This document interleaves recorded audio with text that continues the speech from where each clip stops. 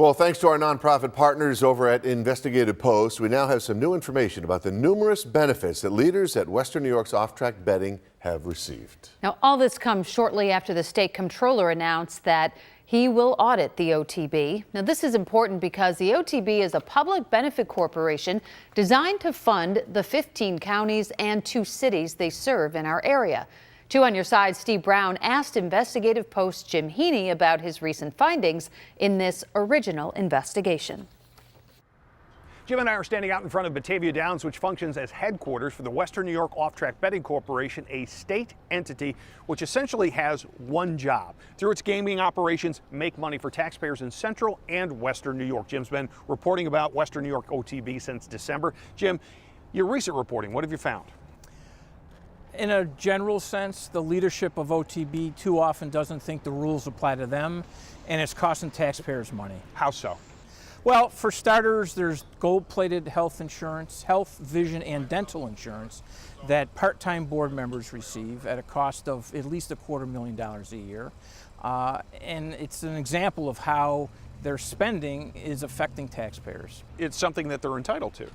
Not according to the state attorney general, the state comptroller, and their own lawyers who they hired this spring.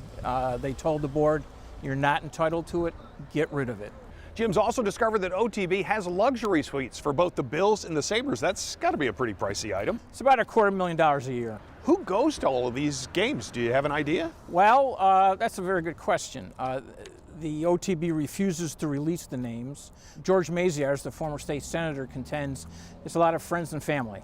Henry Watasek, he's the CEO of Western New York OTB. What have you found out about him?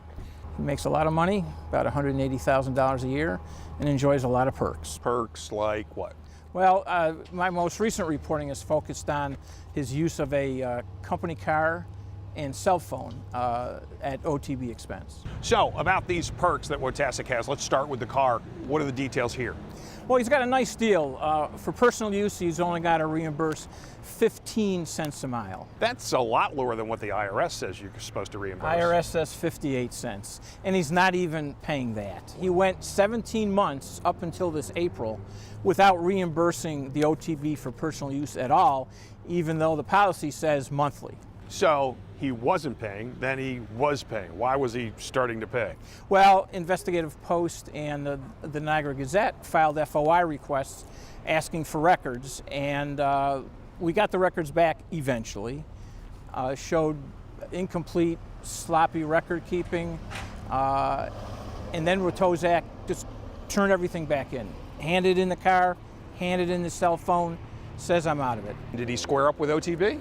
He scored up. The amount he paid was equal to more than 28,000 miles in personal use that he had not paid for that 17 months.